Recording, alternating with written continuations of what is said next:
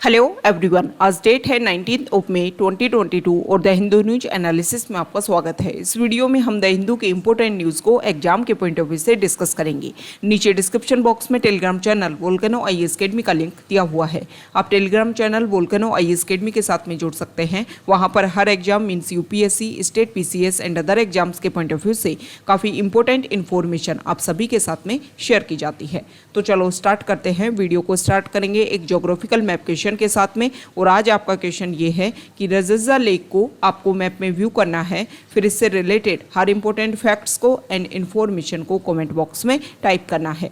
कल हमने आपसे क्वेश्चन पूछा था 1000 आइलैंड्स को लेकर के। तो 1000 आइलैंड्स को अगर हम मैप में व्यू करें तो लास्ट ईयर जकार्ता से एक पैसेंजर प्लेन जो है वो टेक ऑफ करता है और उसके बाद में वो जकार्ता के नॉर्थ में 1000 आइलैंड लोकेटेड है, वहाँ पर जाकर के क्रैश हो जाता है, जिसकी वजह से 1000 आइलैंड जो है वो न्यूज़ में रहे थे। 1000 आइलैंड्स के फॉर्मेशन की अगर हम बात करें तो वोल्केनिक इरप्शन से इनका फॉर्मेशन हुआ। उसके बाद में टेक्टोनिक प्लेट्स की शिफ्टिंग की वजह से ये जो स्मॉल आइलैंड्स हैं उनका आपस में कोलैबोरेशन होता है और एक स्मॉल एरिया के रूप में ये लोकेटेड हैं। ओके, द हिंदू की इंपॉर्टेंट न्यूज़ को अगर हम डिस्कस करें तो फर्स्ट इंपॉर्टेंट न्यूज़ रिलेटेड है राजीव गांधी असैसिनेशन केस में पेरारीवलन जिनको अरेस्ट किया गया था 1991 के टाइम में, उनको अब सुप्रीम कोर्ट ने फ्री कर दिया है। तो इसका क्या प्रोसीजर रहा, सुप्रीम कोर्ट ने अपनी कौन सी एक्स्ट्रा ऑर्डिनरी पावर्स का यूज़ किया है, ये सब कुछ हम यहाँ पर डिस्कस करने वाले हैं। ये जो आर्टिकल है वो आपके प्रीलिम्स के पॉइंट ऑफ व्यू से भी इंपॉर्टेंट है। मीन्स अगर हम सिंपल लैंग्वेज में देखें तो आपके कॉन्स्टिट्यूशन और इनसे रिलेटेड जहाँ पर भी क्वेश्चन आते हैं उनसे रिलेटेड ये जो आर्टिकल है वो रिलेट हो जाता है। सबसे पहले हम थोड़ा सा बैकग्राउंड डिस्कस कर लेते हैं। राजीव गांधी असैसिनेशन केस में पेरारीवलन को अरेस्ट किया था सीबीआई ने और मेन चार्ज उनके ऊपर ये लगाए गए थे कि कुछ बैटरीज इन्होंने खरीदी थी और उन बैटरीज का यूज़ किया गया था उन बॉम्ब में जो जिनसे ब्लास्ट वहाँ पर किया गया था और इसीलिए इनको अरेस्ट किया गया। तब ये 19 ईयर ओल्ड थे। तो बाद में इनको लेकर के रखा गया कि इनको पता ही नहीं था कि वो जो बैटरीज है उनको बॉम्ब में यूज़ किया जाना है।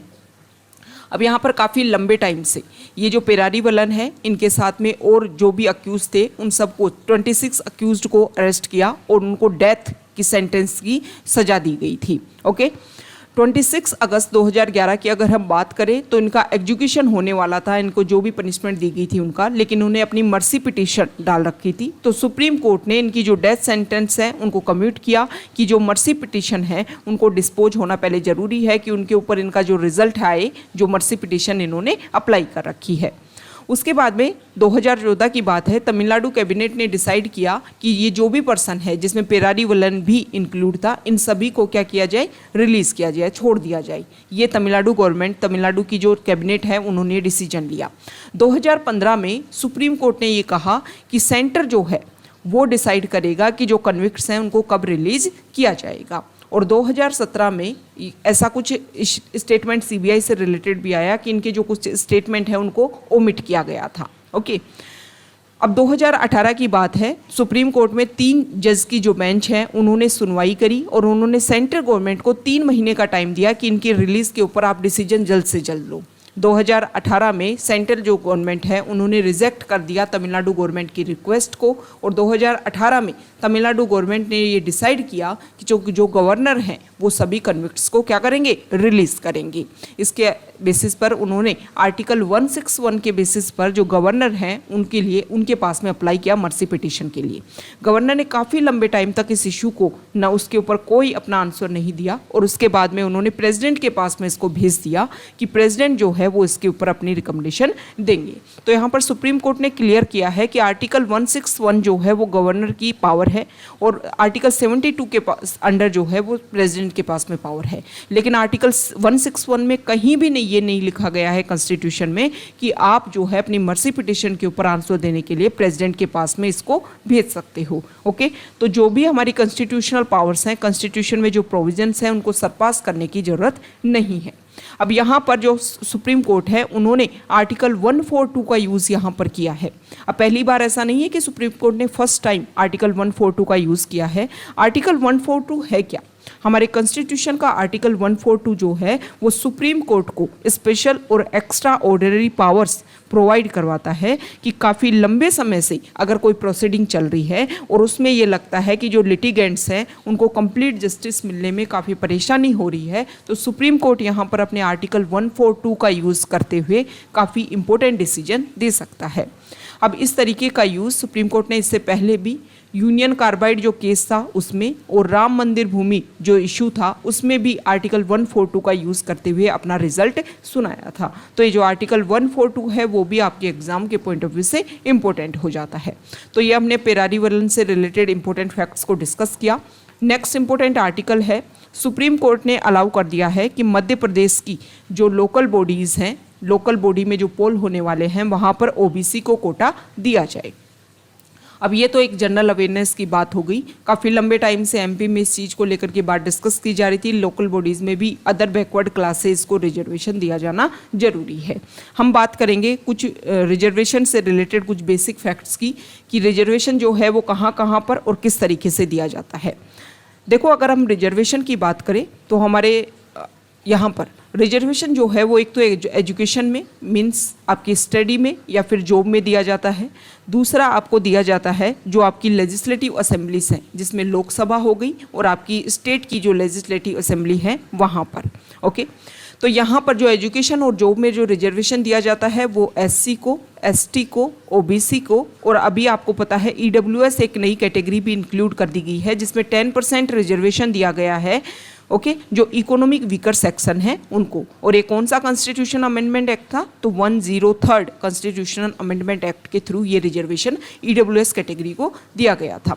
अब हम बात कर लेते हैं हमारी लेजिस्लेटिव असेंबली को। तो यहाँ पर रिजर्वेशन पहले था अर्लियर टाइम में एससी को, एसटी को और एंग्लो इंडियन को, लेकिन आप सभी को पता है जब हमारा कॉन्स्टिट्यूशन बना था तो स्टार्टिंग टाइम में 10 ईयर्स के लिए इनको रिजर्वेशन दिया गया था और 10 ईयर्स के बाद में जो पार्लियामेंट है वो उनको लेकर के डिसीजन करेगी। लेकिन जब रेगुलर हर 10 साल के बाद में जो इनका रिजर्वेशन है वो इंक्रीज़ होता गया कि एससी और एसटी को जो रिजर्वेशन है वो दिया जाए, एंग्लो इंडियन को रिजर्वेशन दिया जाए। अभी जो एससी और एसटी हैं जिनको लेजिस्लेटिव असेंबली में जो रिजर्वेशन दे रखा है वो उनकी पॉपुलेशन के बेसिस पर दे रखा है। ओके, और जो एंग्लो इंडियंस थे इनकी संख्या जो है वो फिक्स थी। ओके, लोकसभा में इनकी संख्या 2 थी और स्टेट में इनकी संख्या जो है वो 1 फिक्स कर रखी थी। अब ये जो एंग्लो इंडियन है इसको अब हटा दिया गया है। 104 कॉन्स्टिट्यूशनल अमेंडमेंट एक्ट से ये डिसाइड किया गया है कि एससी और एसटी का जो रिजर्वेशन है वो रेगुलर रहेगा और एंग्लो इंडियन का जो रिजर्वेशन है वो ख़त्म कर दिया गया है। अब एंग्लो इंडियन जो कैटेगरी है उसको रिजर्वेशन नहीं दिया जाएगा। एंग्लो इंडियन से रिलेटेड कुछ बेसिक फैक्ट्स हम देख लेते हैं। हमारे कॉन्स्टिट्यूशन में अगर हम बात करें तो आर्टिकल 366 जो है वो एंग्लो इंडियन के बारे में बताता है। एंग्लो इंडियन की जो डेफिनेशन है उसके बारे में बताता है कि ऐसे इंडियन सिटीजन जिनमें यूरोपियन एंसेस्ट्री है, ओके, अपने फादर लाइन से उनमें यूरोपियन एंसेस्ट्री आती है, वो एंग्लो इंडियन गिने जाते हैं। ओके, एंग्लो इंडियन से रिलेटेड अदर फैक्ट्स की अगर हम बात करें तो सबसे पहले गवर्नमेंट ऑफ इंडिया एक्ट 1935 में एंग्लो इंडियन के बारे में डिफाइंड किया गया था। तो ये कुछ बेसिक फैक्ट्स हमने रिजर्वेशन से रिलेटेड डिस्कस किए। नेक्स्ट इंपॉर्टेंट आर्टिकल जो है, कल जो है दिल्ली के एलजी अनिल बैजल ने रिज़ाइन कर दिया है और यहाँ पर हार्दिक पटेल जो है उन्होंने कांग्रेस से रिज़ाइन कर दिया है। तो यहाँ पर जो एलजी है आप सभी को पता है दिल्ली यूटी है, तो इससे रिलेटेड कुछ बेसिक फैक्ट्स हम डिस्कस कर लेते हैं कि ये जो यूटी है इसका फॉर्मेशन किस तरीके से हुआ और जो यूटी हैं वो किस तरीके से वर्क करती हैं।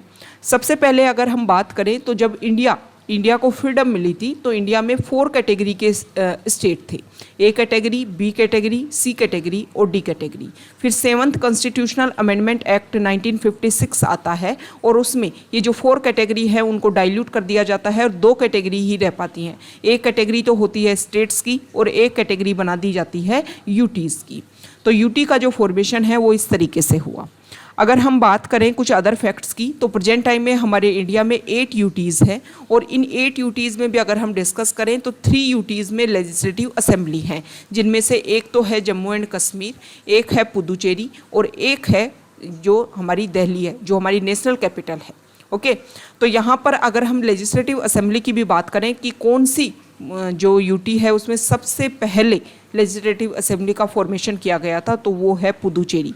पुदुचेरी में 1963 में ही फॉर्मेशन कर दिया गया था, और जो दिल्ली है उसमें 1992 में फॉर्मेशन किया गया था लेजिस्लेटिव असेंबली का। और जम्मू एंड कश्मीर का तो आप सभी को पता है 5 अगस्त 2019 को जब जम्मू एंड कश्मीर का बाइफर्केशन किया गया, तो उसके बाद में 2 यूटीज़ में जम्मू एंड कश्मीर स्टेट को चेंज कर दिया गया, जिसमें जम्मू एंड कश्मीर यूटी जो है वहाँ पर लेजिस्लेटिव असेंबली है, और जो लद्दाख है वहाँ पर लेजिस्लेटिव असेंबली नहीं है। इसके अलावा अगर हम बात करें तो आप सभी को पता है पहले Dadra and Nagar Haveli and Daman and Diu जो है, जो अलग अलग यूटी थी, उनको बाद में उनका क्या कर दिया गया, मर्ज कर दिया गया आपस में। आप सभी को पता है हमारे कॉन्स्टिट्यूशन का आर्टिकल 1 से 4 जो है, जो शेड्यूल 1 में है, इसमें बताया गया है यूनियन एंड इट्स टेरिटरीज के बारे में। तो आर्टिकल 2 जो है वो संसद को, पार्लियामेंट को ये पावर देता है कि अगर हमारे इंडिया के बाहर से किसी भी एरिया को आपको इंक्लूड करना है तो आप उसको इंक्लूड कर सकते हो। और आर्टिकल 3 जो है वो भी पार्लियामेंट को ये पावर देता है कि आप क्या कर सकते हो, हमारे इंडिया के जो भी स्टेट हैं, जो भी यूटीज़ हैं, उनका एरिया चेंज कर सकते हो, उनकी बाउंड्री चेंज कर सकते हो, किसी भी 2 स्टेट को मर्ज करके एक नया स्टेट बना सकते हो। ये सारी पावर जो है आर्टिकल 3 के अंडर दे रखी है। और आर्टिकल 4 में ये बात लिख रखी है कि आर्टिकल 2 में और आर्टिकल 3 के तहत अगर हमारी शेड्यूल आर्टिकल 2 और 3 के अंडर अगर शेड्यूल 1 में और शेड्यूल 4 में कोई भी चेंजेस होता है तो उसको कॉन्स्टिट्यूशनल अमेंडमेंट एक्ट नहीं माना जाएगा। ये इम्पोर्टेंट बात है। अब इस इम्पोर्टेंट बात की अगर हम डिस्कस करें तो यहाँ पर 2 और 3 में अगर कोई भी चेंज होगा, जैसे नए राज्य बना रहे हैं, बाहर से किसी एरिया को इंक्लूड कर रहे हैं, तो कॉन्स्टिट्यूशनल अमेंडमेंट एक्ट की ज़रूरत नहीं है। लेकिन अगर इंडिया अपने यहाँ से अपनी जगह में से अपना एरिया बाहर दे रहा है तो इंडिया को कॉन्स्टिट्यूशनल अमेंडमेंट एक्ट की ज़रूरत है। जैसे कि 1960 के टाइम में बेरूबारी एक एरिया था और इंडिया ने उसको बांग्लादेश को, जो पहले ईस्ट पाकिस्तान था, उसको सौंप दिया था। लेकिन बाद में इस बात को लेकर के जुडिशरी ने इंटरवीन किया कि आप हमारी इंटीग्रिटी जो है उसको डाइल्यूट कर रहे हो और इस तरीके से आप हमारी सॉवरेनिटी जो है उसको ख़त्म करके किसी दूसरे को हमारा इंडिया का एरिया नहीं दे सकते हो। इसके लिए कॉन्स्टिट्यूशनल अमेंडमेंट एक्ट की ज़रूरत है और फिर कॉन्स्टिट्यूशनल अमेंडमेंट एक्ट 9th के थ्रू वो जो एरिया है वो दिया गया। ओके, तो बाहर से इंक्लूड कर सकते हो लेकिन दे नहीं सकते हो। लेकिन एक बात और बोली गई है कि अगर शेड्यूल 1 और 4 के अलावा अगर कॉन्स्टिट्यूशन के किसी और एरिया में भी चेंज करना पड़ता है, ये जो एरिया इंक्लूड किया या हमने एक्सक्लूड किया, तो उसको फिर कॉन्स्टिट्यूशनल अमेंडमेंट एक्ट के थ्रू हमें इंसर्ट करना होगा कॉन्स्टिट्यूशन में। तो ये हमने आपको कुछ इंपॉर्टेंट फैक्ट्स बताए हैं जो आपके एग्जाम के पॉइंट ऑफ व्यू से इंपॉर्टेंट है। ओके, नेक्स्ट इंपॉर्टेंट आर्टिकल जो है, आप सभी को पता है दिल्ली में एक बिल पास किया गया और उसमें कोशिश की गई कि वहाँ की जो म्यूनिसिपैलिटीज़ है, जो लोकल बॉडीज़ हैं, वो 3 पार्ट में डिवाइड थी, तो उनको मर्ज करके एक पार्ट में रखा जाएगा। यहाँ पर जो हमारी गवर्नमेंट की जो पॉलिसी है कि जो पेट्रोल डीजल है उनमें एथेनॉल को ब्लेंड किया जाए, तो इस आर्टिकल में ये बताया गया है कि नेक्स्ट 3 इयर्स में जो एथेनॉल का जो ब्लेंड है पेट्रोल में वो 20% तक इंक्रीज़ कर दिया जाएगा। यहाँ पर कुछ इंपॉर्टेंट डाटा दे रखे हैं, थोड़ा नेट का इशू है, एक सेकेंड। देखो इसमें ये बता रखा है कि प्रेजेंट टाइम में अगर हम देखें तो 8 to 9% जो है वो पेट्रोल में एथेनॉल ब्लेंड किया जा रहा है, लेकिन टाइम के साथ इसको और ज़्यादा इंक्रीज़ किया जाएगा। अचानक से इंक्रीज़ नहीं किया जा सकता। इस आर्टिकल में ये बोला गया है कि अचानक से हम सब कुछ चेंज नहीं कर सकते, क्योंकि अचानक से सब कुछ चेंज करेंगे तो 10% से ज़्यादा इंक्रीज़ अगर किया जाता है एथेनॉल को पेट्रोल में ब्लेंड करके, तो जो भी हमारे व्हीकल्स हैं उनके जो इंजन है वो इस तरीके से वर्क करने चाहिए। मींस जैसे ही हम 10% से ज़्यादा इंक्रीज़ करने लगेंगे एथेनॉल का ब्लेंड पेट्रोल में, तो इससे क्या होगा, जो व्हीकल के जो भी इंजन हैं उनको मॉडिफाई करना होगा। तो यहाँ पर इस आर्टिकल में बताया गया है कि 1 अप्रैल 2023 तक ये जो नई पॉलिसी है उसको इम्प्लीमेंट किया जाएगा, लेकिन 2025 तक आते आते हम जो है वो 20% तक इम्प्लीमेंट करने लगेंगे। अचानक से 20% इंक्रीज़ नहीं किया जाएगा। अब इससे क्या होगा, इससे सबसे बड़ी बात ये होगी कि जब हम एथेनॉल का ब्लेंड करेंगे तो जो हमारे फ्यूल हैं उनकी जो एफिशिएंसी है वो और ज़्यादा इंक्रीज़ होगी, मतलब कार्बन का एमिशन कम होगा। इससे हमें क्या होगा, हमारी जो एयर क्वालिटी है वो बेटर होगी। इंडिया जो है वो बाहर से कम इंपोर्ट करेगा, इंडिया मतलब सेल्फ रिलायंस होगा। अपना जो भी डैमेज्ड फूड ग्रेन्स हैं उनका हम बेटर यूज़ करने लगेंगे। फार्मर्स की जो इनकम है वो बढ़ेगी, क्योंकि बायोफ्यूल्स बनाने के लिए आप सभी को पता है जो भी हमारी प्लांट्स हैं उन सभी का यूज़ किया जाता है, तो फार्मर की इनकम इससे बढ़ेगी। इन्वेस्टमेंट अपॉर्चुनिटीज़ जो हैं और ज़्यादा इंक्रीज़ होंगी, जॉब क्रिएशन जो है और ज़्यादा इंक्रीज़ होंगी। इसके अलावा अगर हम बात करें तो इंडिया जो है वो एनर्जी सिक्योरिटी भी फील करेगा। तो ये सारी बेसिक चीज़ें हैं जो इंडिया अपने आप में पॉजिटिव इफेक्ट जो है, पॉजिटिव इम्पैक्ट जो है वो एथेनॉल के ब्लेंड से देखने को इंडिया में मिलेगा। नेक्स्ट इंपॉर्टेंट आर्टिकल है एडिटोरियल पेज पर, और यहाँ पर जो फर्स्ट आर्टिकल है वो अभी हमने फ्रंट पेज पर जो डिस्कस किया पैरा रिवलन को लेकर के, उसी के बारे में यहाँ पर बता रखा है। वही बेसिक फैक्ट्स जो अभी हमने डिस्कस किए हैं आर्टिकल 142 से रिलेटेड, वो सभी बातें और जो प्रोसीजर रहा उसके बारे में हमने यहाँ पर डिस्कस किया। सुप्रीम कोर्ट ने क्या डिसीजन दिया गवर्नर की पावर को लेकर के, वो सब कुछ यहाँ पर बताया हुआ है। नेक्स्ट इंपॉर्टेंट आर्टिकल है रशिया यूक्रेन इशू को लेकर के, और जो मरियापोल वाला जो एरिया जहाँ पर कुछ यूक्रेन के जो आर्मी है वो बची हुई थी, और उस एरिया को उन्होंने जो अपने आप को सरेंडर किया, और उसके बाद में ये जो एरिया है वो रशिया के अंडर आ गया है। तो इस आर्टिकल में बताया गया है कि देखो जो भी इशू स्टार्ट हुआ था उसके अभी तक किसी रिजल्ट के ऊपर सामने नहीं आया गया है, और फिनलैंड और स्वीडन ने जो तो नाटो ऑर्गेनाइजेशन जो ने ज्वाइन करने की बात और रख दी है। मतलब वो तो एक तरीके से अपने आप को क्या करने की कोशिश कर रहे हैं, नाटो ऑर्गेनाइजेशन में इंक्लूड करने की कोशिश कर रहे हैं। तो रशिया जिस पॉइंट के बेसिस पर यहाँ पर अटैक किया गया था उस पॉइंट का तो सॉल्यूशन होने के बजाय वो तो और ज़्यादा एक्सपेंशन यहाँ पर देखने को मिल रहा है। तो इस आर्टिकल में बताया गया है कि रशिया जो है उनको डिस्कशन का जो प्रोसीजर है उसी को फॉलो करना चाहिए। Next important article page number 7 पर, और यहाँ पर सेंट्रल यूनिवर्सिटीज़ में हमारे बहुत सारी वैकेंसीज हैं, उसको लेकर के राइटर ने बताया है कि हम क्या कर सकते हैं। पीएचडी जो अभी हमने बेसिक पॉइंट्स रखा है कि पीएचडी जिन्होंने स्कॉलर्स हैं वो ही क्या करेंगे, हमारे जो प्रोफेसर्स हैं वो बनेंगे। लेकिन यहाँ पर इस आर्टिकल में देखो पेज नंबर 7 पर आप आर्टिकल यहाँ देखिए, तो इस आर्टिकल में बताया गया है कि देखो हम क्या कर सकते हैं, हम कुछ जो हैं वो एक तरीके से न्यू कमर्स को इंक्लूड कर सकते हैं हमारी जो भी अभी प्रेजेंट टाइम में जो प्रोसीजर है उसमें, और पीएचडी जो होल्डर्स हैं उनको इंक्लूड कर सकते हैं। पीएचडी होल्डर्स का यहाँ पर पॉजिटिव पॉइंट ये रखा गया है कि वो काफ़ी रिसर्च किए हुए होते हैं, तो जो भी थ्योरीज़ हैं उनको काफ़ी अच्छे से इम्प्लीमेंट कर पाते हैं स्टूडेंट्स पर, और स्टूडेंट्स को काफ़ी अच्छे से उसके बारे में डिस्कशन कर पाते हैं। ओके, तो हम क्या कर सकते हैं, जो प्रैक्टिशनर्स वर्क हैं और पीएचडी प्रोफेसर्स हैं उनको हम इंक्लूड कर सकते हैं। इनका एक कोलेब्रेशन के फॉर्मेशन में जो भी सीट्स वैकेंट हैं उनको फिल कर सकते हैं, और दोनों का जो बेस्ट पॉइंट है उनको हम रख सकते हैं एक तरीके से। उन दोनों का जो भी बेस्ट पॉइंट है उनको स्टूडेंट्स के बेटर परफॉर्मेंस के लिए यूज़ किया जा सकता है। नेक्स्ट इंपॉर्टेंट आर्टिकल है, अगर हम यूएस में देखें तो वहाँ पर इस तरीके का जो जो गैदरिंग शूटिंग जो है वो बहुत ज़्यादा इशू इससे रिलेटेड बढ़ते जा रहे हैं। अभी कुछ टाइम पहले 18 ईयर ओल्ड एक वाइट बॉय जो है वो अपनी गन के साथ बाहर निकलते हैं और उन्होंने बहुत सारे ब्लैक लोगों को वहाँ पर शूट कर दिया। तो यहाँ पर इस आर्टिकल में बताया गया है कि 2016-2017 से अगर हम देखें तो इस तरीके के जो इशू हैं वो बहुत ज़्यादा इंक्रीज़ होते जा रहे हैं, टाइम के साथ में बहुत ज़्यादा इंक्रीज़ होते जा रहे हैं। और इन इश्यूज़ की अगर हम बात करें तो इसमें कोविड के टाइम में हालांकि इनमें कुछ यहाँ पर कुछ स्लो डाउन देखने को मिला था, लेकिन उसके बाद में दोबारा से यहाँ पर हाइक देखने को मिल रहा है। प्यू रिसर्च सेंटर के अकॉर्डिंग अगर हम देखें तो black Democrats are most concerned about gun violence. Gun violence सबसे ज़्यादा फेस करना पड़ रहा है ब्लैक पर्सन को, और 90% ये बोलते हैं इट वाज ए वेरी और moderately big problem in 2021। However only 42% of white Republican shared this view. Okay, सभी ने अपनी बात नहीं रखी, कुछ ने अपनी बात रखी है, लेकिन ये मानना है कि जो ब्लैक पर्सन है, जो ब्लैक पॉपुलेशन है, उनको काफ़ी ज़्यादा इस तरीके के इशू फेस करने पड़ रहे हैं।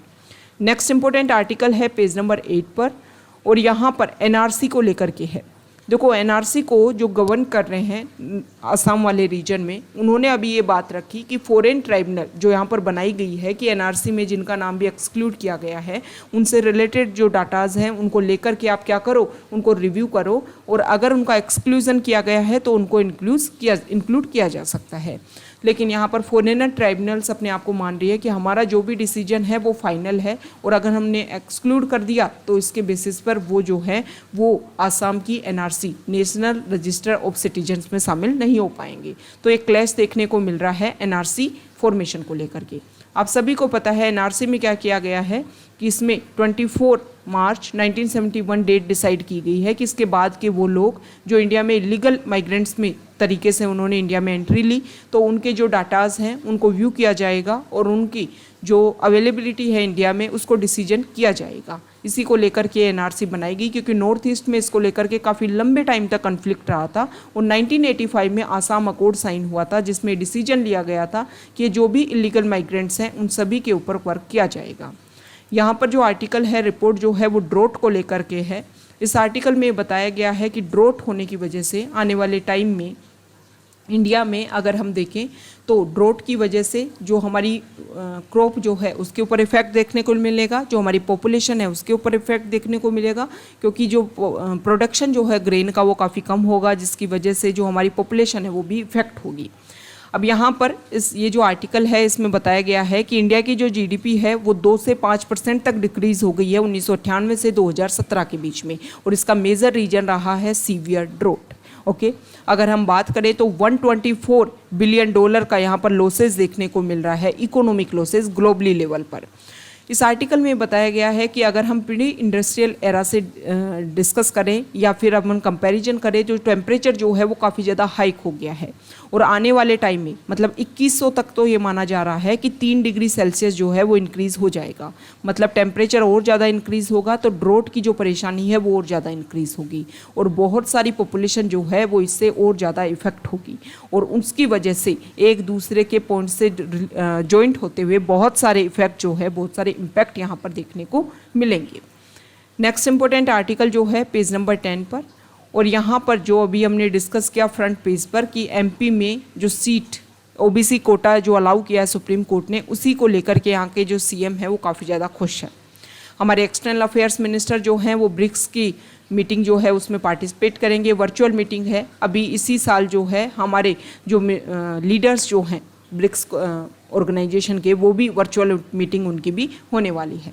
तो ब्रिक्स की मीटिंग होगी। आप सभी को पता है ब्रिक्स में ब्राज़ील, रशिया, इंडिया, चाइना और साउथ अफ्रीका, पहले ब्रिक के नाम से इसको जानते थे, फिर साउथ अफ्रीका ने 2009 में इसको ज्वाइन किया, उसके बाद में इसको ब्रिक्स के नाम से जाना गया। तो यहाँ पर जो रशिया यूक्रेन वॉर है उसको लेकर के डिस्कस किया जाएगा। रशिया के ऊपर जो रिस्ट्रिक्शंस लगाने की कोशिश की जा रही है उसको लेकर के यहाँ पर डिस्कशन किया जाएगा। नेक्स्ट इंपॉर्टेंट आर्टिकल है पेज नंबर 12 पर, और यहाँ पर जो आर्टिकल रिलेटेड है, 1 सेकेंड, देखो पेज नंबर 12 पर जो आर्टिकल है उसको लेकर के WMO वर्ल्ड मेटीरियोलॉजिकल ऑर्गेनाइजेशन ने एक बात इंपॉर्टेंट बात बोली है कि लास्ट अगर हम 7 ईयर्स को देखें तो टेम्परेचर जो है वो काफ़ी ज़्यादा इंक्रीज़ हो गया है। पास्ट 7 ईयर जो हैं वो काफ़ी ज़्यादा वार्मेस्ट देखने को मिल रहे हैं। यहाँ पर NHRC ने एक बात रखी है कि जो ह्यूमन राइट्स है उनको प्रोटेक्शन देने के लिए काम करता है NHRC। ओके, तो यहाँ पर जो NHRC है उन्होंने बोला है कि पोल्यूशन का जो इफेक्ट है वो ह्यूमन राइट्स पर पड़ता है, क्योंकि अभी हमने डिस्कस किया कि पोल्यूशन की वजह से, 1-2 दिन पहले आर्टिकल भी आया था कि पोल्यूशन की वजह से बहुत सारे लोग ग्लोबली लेवल पर अगर 6 लोग मरते हैं तो उसमें से 1% की डेथ जो है वो पोल्यूशन की वजह से हो रही है, और ये एरिया वाइज और टाइम के साथ में इंक्रीज़ होगा।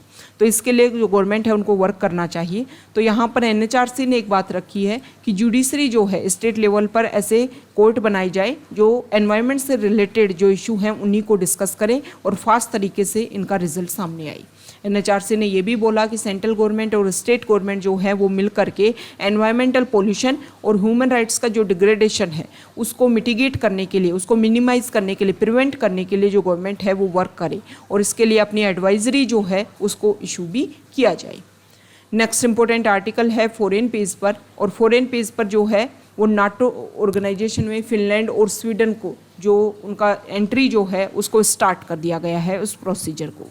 नेक्स्ट जो आर्टिकल है, रशिया और यूरोपियन कंट्रीज़ अपनी तरफ से अपनी जो स्ट्रेटजी है उसको फॉलो कर रहे हैं। तो इस आर्टिकल में बताया गया है कि रशिया ने क्या किया है, जो फ्रेंच और स्पेनिश के जो भी डिप्लोमेट्स रशिया में थे उन सभी को वार्निंग दी है कि आपको 2 वीक में जो है वो रशिया को छोड़ देना है। लेकिन इससे पहले अगर हम देखें तो रशियन जो डिप्लोमेट्स हैं, रशियन जो एडमिनिस्ट्रेटर हैं, उनको इसी तरीके के इशू जो हैं वो फ्रांस और अदर कंट्रीज़ में देखने को मिला था।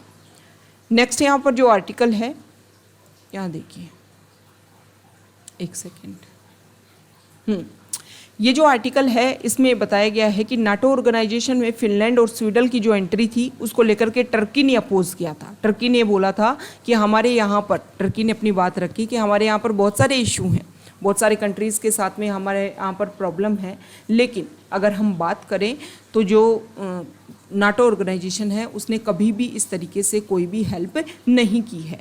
तो अगर फिनलैंड और स्वीडन इस पॉइंट के ऊपर अगर हम बेसिस पर जुड़ रही हैं नाटो ऑर्गेनाइजेशन के साथ में कि अगर हमें कुछ प्रॉब्लम होती है और रशिया हमारे बॉर्डर एरियाज़ में है, वहाँ पर अगर हमें काउंटर करने की कोशिश करता है तो हम नाटो ऑर्गेनाइजेशन का यूज़ करके रशिया को काउंटर कर सकते हैं। तो यहाँ पर टर्की की तरफ से स्टेटमेंट आया कि हमारे यहाँ पर काफ़ी इंटरनल इश्यूज हैं, लेकिन उनको सोल्व करने के लिए कभी भी नाटो ऑर्गेनाइजेशन ने अपनी जो हेल्प है उसको नहीं रखा है।